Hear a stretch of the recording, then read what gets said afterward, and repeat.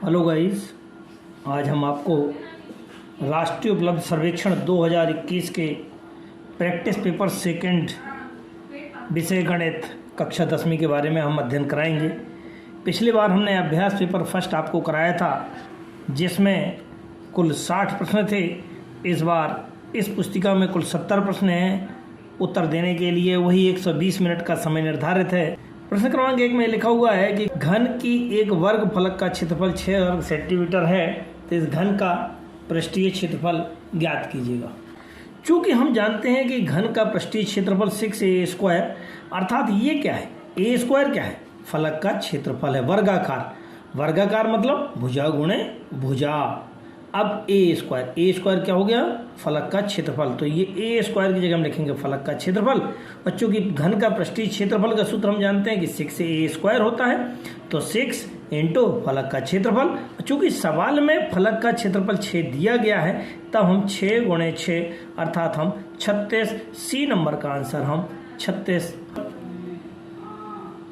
Second में आपको एक आकृति दी हुई थी, यहाँ पे इसको हमने फोल्ड किया, फोल्ड करके हमने यहाँ से कट किया। जैसे ही कट करेंगे तो इधर भी कट होगा, इधर भी कट होगा, क्योंकि ऊपर से कट किया गया। नीचे से कट करेंगे तो एक यहाँ से कट है, एक यहाँ से कट है। कुल मिलाकर के कितनी भुजाएं हो रही हैं, 1 2 3 4 5 6 7 और 8। अर्थात इस कागज़ को जब खोला गया है तब कुल भुजाएं कितनी हो रही हैं, 8 भुजाएं तैयार हो रही हैं। दो बेलनों की ऊंचाई का अनुपात क्रमशः 1:2 है और उनका आयतन बराबर है। इनके आधारों के क्षेत्रफलों का अनुपात ज्ञात कीजिएगा। क्योंकि हम जानते हैं कि पहले बेलन का आयतन बराबर कितना, दूसरे बेलन का आयतन, यहाँ सवाल में लिखा हुआ कि उनके आयतन बराबर है, तो पहले का आयतन बराबर दूसरे का आयतन। और आयतन का सूत्र क्या होता है बेलन का, πr² h के होता है। चूँकि पहला है इसलिए r1 h1 लिख दिया है और दूसरा है तो इसको r2 h2 लिख दिया। अब ये πr² क्या कहलाता है, πr² कहलाता है पहले बेलन के आधार का क्षेत्रफल। आधार कैसा था, वृत्ताकार, अर्थात ये क्या हो गया है आपका पहले बेलन के आधार का क्षेत्रफल इंटू h1, दूसरे बेलन के आधार का क्षेत्रफल इंटू h2। अब क्योंकि जो हमको निकालना है वो क्या निकालना है कि पहले बेलन के आधार का क्षेत्रफल, और ये जो यहाँ जो दूसरे बेलन का था ना ये नीचे आ जाएगा। सो दूसरे बेलन के आधार का क्षेत्रफल बराबर h2 अपॉन में h1। परंतु यहाँ सवाल में दिया गया है कि उनका अनुपात कितना है, 1:2 है, अर्थात h1 अपॉन h2 कितना है, 1:2 है। और यहाँ पे क्या था, h2 अपॉन h1 है, उल्टा हो गया 2:1, अर्थात इसका बी आंसर सही है, 2:1। एक कंपनी ने 1996 में 17,175 गाड़ियां बनाई। रिपोर्ट के अनुसार इन संख्याओं को करीबी सैकड़े में बदलना गया है। तो गाड़ियों की संख्या क्या हुई, सैकड़े पर बदलने का मतलब होता है कि दहाई के अंक को चेक करना है। अब दहाई का अंक कितना है, दहाई का अंक 7 है, अर्थात ये वाला अंक यदि 5 या 5 से अधिक होता है तो ये वाला अंक 1 बढ़ जाता है। चूँकि ये 5 से अधिक है अर्थात 7 है तो ये 1 अंक बढ़ जाएगा। तो यहाँ पे 1 और 1 कितना हो जाएगा, 2 हो जाएगा। तब गाड़ियों की कुल संख्या कितनी हो जाएगी, 17,200 होगी। नेक्स्ट, एक 16 सेंटीमीटर त्रिज्या वाले ठोस गोले को पिघला करके 4 सेंटीमीटर त्रिज्या की ठोस गोलियां बनाई गई हैं। गोलियों की संख्या ज्ञात कीजिएगा। गोलियों की संख्या बराबर क्या होता है, बड़े गोले का जो जिस बड़े गोले जिससे अपन ने छोटी छोटी गोलियां बनाई ना, बड़े गोले का आयतन बटे छोटी छोटी गोलियों का आयतन। बड़े गोले का आयतन कितना होता है, गोले का आयतन होता है 4/3 πr3, क्योंकि बड़े गोला है इसलिए r1 और छोटे गोले हैं तो उसको r2। 4/3 π काट दिया, कितना बचा, r1 की घात 3 और r2 की घात। बड़े गोले की त्रिज्या कितनी थी, यहाँ पे दिख रही होगी आपको, बड़े गोले की त्रिज्या थी 16 और छोटे की कितनी थी 4। तो हम यहाँ पे आप डाल पाएंगे कि ये 16 की घात 3 बड़े वाले की बटे छोटे अर्थात 4 की घात 3। 16 को 3 बार लिख लिया, 4 को 3 बार लिख लिया, 4 से काट दिया, 4 चौको 16, 4 चौको 16, 4 चौको 16। अब बचा कितना है, 4 गुणे 4 गुणे 4 अर्थात 4 चौको 16 चौको 64, अर्थात कुल कितनी गोलियां तैयार हो रही हैं, 64 गोलियां तैयार होंगी। भाग का निशान लिख करके हमने उसको अपॉन में लिखा, 3x माइनस का 7 अपॉन 2x इक्वल टू 2 है। तो इसको हल करते हैं, तो इसका गुणा 3 गुणा कर दिया है तो 3x माइनस का 7, इसका गुणा ऐसे किया 2 × 2x के हो जाएगा। थोड़ा सा और इसको सॉल्व कर लेते हैं, 3x माइनस का 7 और 2 दूनी 4x। x वालों को एक तरफ ले गए तो 3x इधर गया है जैसे 4x में से 3x गया है, कितना बचेगा, 1x बचेगा। x बराबर कितना कहलाएगा, -7, अर्थात a बराबर कितना हो जाएगा, ए नंबर का आंसर हो जाएगा आपके पास कौन सा, x बराबर 7 आंसर हो जाएगा। तब हम कह सकते हैं कि यहाँ पर a वाला आंसर अर्थात 7 आंसर सही है। यदि समीकरण x² धन का 7x धन का 12 के हल ज्ञात करना है तो समीकरण को हमने लिख लिया x² धन का 7x धन 12, चूंकि समीकरण है इसलिए इक्वल में 0 होगा। इसके गुणनखंड करना शुरू किए, 12 के ऐसे गुणनखंड किए हैं कि उनका योग जो है ना 7 आ जाना चाहिए। तो 12 के ऐसे गुणनखंड किए, 4 तिया 12 और 4 और 3 7, इस प्रकार से हमने इसके गुणनखंड कर लिए। तो 4x और ये 3x कर दिया। अब 2 के जोड़े बनाएंगे, जैसे हमने इसके 2 के जोड़े बनाए, कुछ कॉमन निकालने का प्रयास किया, x कॉमन निकाल लिया, कितना बचेगा, x बचेगा और धन का 4 बचेगा, प्लस का इसमें से 3 कॉमन निकल रहा है क्योंकि 3 का भाग दोनों में जा रहा है, 3 का भाग इसमें भी जा रहा है और 3 चौको 12 इसमें भी जा रहा है। हमने 3 कॉमन निकाल लिया, कितना बचेगा, x बचेगा और 3 चौको 12, ये इस प्रकार से बच जाएगा। फिर हम आगे बढ़े, आपके x धन का 4 x धन का 4 दोनों जगह दिख रहा है, इसको पकड़ के कॉमन निकालेंगे, कितना बचेगा, x धन का 3 यहाँ पे बचेगा। चूँकि बराबर में 0 है, एक बार ये 0 और एक बार ये 0 करने के बाद ये वाला 4 जब उधर जाएगा तो माइनस का हो जाएगा, 3 उधर जाएगा तो माइनस का हो जाएगा। इस प्रकार से हम कह सकते हैं कि x के मान 4 माइनस का 4 और माइनस का 3 अर्थात -3 -4, और इस प्रकार से हम कह सकते हैं कि C वाला आंसर कौन सा, C वाला आंसर -3 और -4 आपका आंसर सही होगा। क्वेश्चन नंबर 8 में ध्यान से देखते हैं, एक त्रिभुज के तीनों कोणों की माप कौन कौन से हो सकते हैं। क्योंकि हम जानते हैं कि त्रिभुज के तीनों कोणों का योग 180 अंश होता है, ना कम होता हो ना ही ज़्यादा होता है। इनको तीनों को जोड़ के देखा, ये तो 90 हुआ, गलत है, ये नहीं हो सकता है। इन दोनों को जोड़ के देखा तीनों को, तब भी ये 180 से ज़्यादा हो रहे हैं, इनको देखा तो भी 180 से ज़्यादा हो रही है, 200 हो रहे हैं।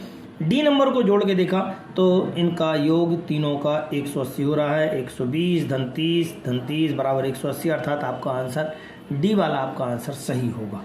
Next question number 9।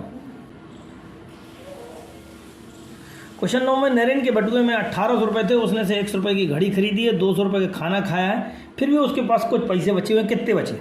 अरे भाई घड़ी खरीदी है, खाना खाया है, उसके पास कुछ पैसे बचे, कुल मिलाकर सबके सब कितने हो जाएंगे 1800। घड़ी कितने की थी, 100 रुपये की थी, खाना उसने 200 रुपये का खाया, फिर भी उसके पास कुछ पैसे बच गए, शेष रुपये बराबर 1800। शेष रुपये ये दोनों नंबर इधर से इधर चले जाएंगे, तो ये 1800 पहले से था, 200 और इधर आ गया माइनस का, ये x भी आ गया माइनस का।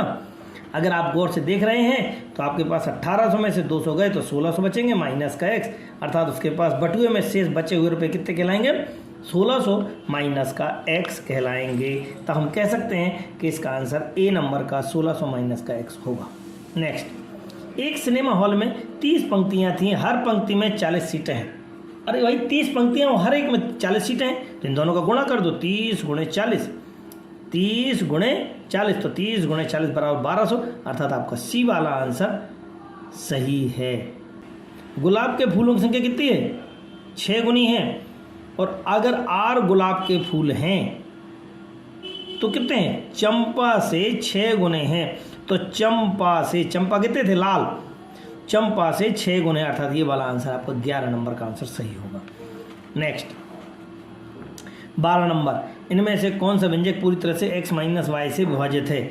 इसके गुणनखंड नहीं कर सकते हैं, ये चूंकि प्लस में, इसके भी नहीं कर सकते, इसके गुणनखंड करने का प्रयास किया, इसके यदि हमने गुणनखंड किए हैं तो देख सकते हैं यहाँ पे कितना आ रहा है। इन दो के जोड़े बना लिए, x कॉमन निकाल लिया, x माइनस का y बचा है, माइनस का 1 निकाला है, x माइनस का y, फिर कॉमन निकाला x माइनस का y, और x माइनस का y कॉमन आ गया, अर्थात यह व्यंजक पूरी तरह से x - y से विभाजित है। तो हम अपना आंसर कह सकते हैं कि 12 का आंसर कौन सा होगा, सी नंबर का आंसर सही होगा। एक पशु आश्रय घर ने इतने लाख रुपए, 6.15 लाख रुपए की उसने एक वैन खरीदी, उसने इतने रुपए का भुगतान कर दिया, तो कितना अधिक भुगतान करना शेष रह गया। तो अरे भाई इसमें से इसको माइनस कर लो, ये कितने लिखे हैं, 1.5 लाख है, तो 6.15 लाख में से 1.50 लाख माइनस कर देंगे, जितने बचेंगे 5 में से 5 आ गया है, इधर 11 में से 5 गए 6, इधर बचेगा, एक हाथ से ले ली थी 5 में से 1 गया 4, अर्थात 4.6 लाख रुपए आपके पास शेष बचेंगे। तो हम कह पाएंगे कि ये आपके पास शेष रह गए हैं। नेक्स्ट, 6.807 10 की घात 7 पाने के लिए आप 10 की घात 6 में कितने गुणा करें? अरे भाई 10 की घात 6 है, दैट मीन्स कितने कम है जीरो आपके पास? 4 जीरो कम है इसमें से, देख लीजिएगा आप। यहाँ पे 10 की घात 10 था, यहाँ पे कितने हैं? 10 की घात 6 हैं। आपको 4 जीरो और चाहिए, अर्थात ये 1 2 3 4, तब आप कह पाएंगे कि आपका डी नंबर का आंसर सही है। दिए गए चित्र में एस टी और पी आर समांतर है। एस टी और पी आर समांतर है। अगर ये दोनों रेखाएं समांतर है तो ये बने हुए कोण संगत कोण कहलाते हैं, और संगत कोण दोनों बराबर होते हैं। चूंकि ये 70 डिग्री दिया था, ये भी 70 डिग्री होगा। अब त्रिभुज क्यू एस टी की बात करते हैं तो इन तीनों कोणों का योग कितना होना चाहिए? 180 के। 70 + 50 + एस इक्वल टू 180 के। 7 5 12 120 हो जाएगा। इनको उधर ले जाएंगे, घटा देंगे 60 डिग्री। इस प्रकार से हम कह पाएंगे कि कोण एस बराबर कितना हो जाएगा आपके पास? 60 डिग्री का होगा। नेक्स्ट, यदि एक बेलन का आधार का व्यास दिया हुआ, उसकी लंबाई दी हुई है, तो उसका पृष्ठीय क्षेत्रफल ज्ञात करना है। बेलन का व्यास दिया हुआ है 14। बेलन का व्यास जब 14 दिया गया तो त्रिज्या निकाल सकते हैं, त्रिज्या आसानी से निकाल सकते हैं। व्यास का आधा अर्थात 14 का आधा 7 सेंटीमीटर के व्यास मिल चुका है। चूंकि लंबाई कितनी है? 10 सेंटीमीटर, अर्थात उसकी ऊंचाई है। बेलन का कुल पृष्ठीय क्षेत्रफल, कुल पृष्ठीय क्षेत्रफल का सूत्र क्या होता है? 2 पाई r + h के। तो 2 पाई का मान 22/7, r का मान अभी निकाला हमने, कितना आया है? 7 आया है। प्लस ब्रैकेट में r + h, r कितना था? 7 था, और h कितना था? 10। 10 और 7 17, और 22 दूनी 44 के।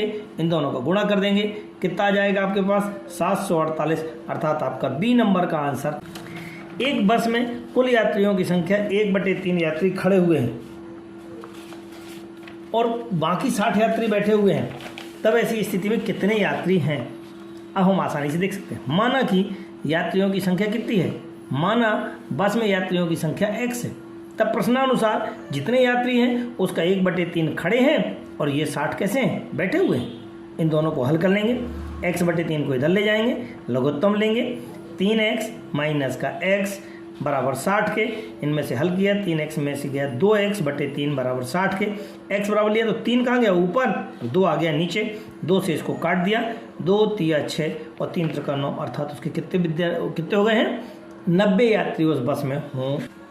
नीचे दिए गए पैटर्न को देखते हैं और हम अपने प्रश्नों को हल करते हैं। आकृति 1 में 1 पॉइंट है, इसमें आपके पास 5 हैं, इसमें आपके पास 12 पॉइंट हैं, इसमें कितने हैं आपके पास? 22 पॉइंट हैं।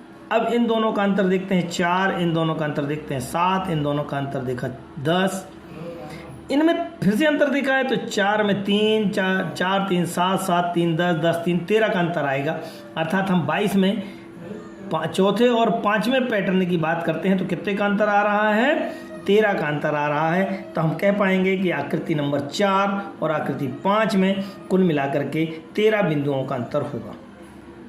अतुल, जान और बिन्नी एक जेंडर के पास समान लंबाई की रस्साइयाँ हैं। अतुल ने 6 टुकड़े किए हैं, जान ने 3, बिन्नी ने 5 और सिकंदर ने 4 टुकड़े। अरे भाई, जिसके कम टुकड़े होंगे उसकी लंबाई ज़्यादा होगी, क्योंकि सबसे लंबी रस्सी निकालना है। और सबसे कम टुकड़े किसने किए हैं? जान ने किए, 3 टुकड़े किए हैं। अर्थात जान के पास जो टुकड़े होंगे, लंबाई होगी, वह सबसे ज़्यादा लंबी रस्सी का टुकड़ा होगा। नेक्स्ट, यदि एक वृत्त की परिधि 9 पाई दी हुई तो उसका व्यास क्या होगा? व्यास क्या निकलेगा? 9 सेंटीमीटर होगा। वृत्त की परिधि 9 पाई सेंटीमीटर है तो उसका व्यास कितना होगा? वृत्त की परिधि बराबर 2 पाई r होता है, तो 2r × पाई अलग कर दो तो ये क्या कहलाता है? व्यास कहलाता है। और परिधि कितनी दी है? 9 पाई। पाई से पाई काट देंगे, व्यास बराबर 9 सेंटीमीटर। अतः हम कह पाएंगे कि वृत्त का व्यास कितना होगा? 9 सेंटीमीटर का होगा। आपने हमारे वीडियो को ध्यान से देखा, सहयोग प्रदान किया। जिन्होंने अभी भी हमारा चैनल सब्सक्राइब नहीं किया है वह चैनल को सब्सक्राइब करें। ज़्यादा से ज़्यादा छात्रों को इसको भेजने का प्रयास करें ताकि छात्रों का लाभ हो सके, अन्य छात्रों का। और सहयोग के लिए धन्यवाद। ज़्यादा से ज़्यादा लाइक करें, बेल आइकॉन दबाएं।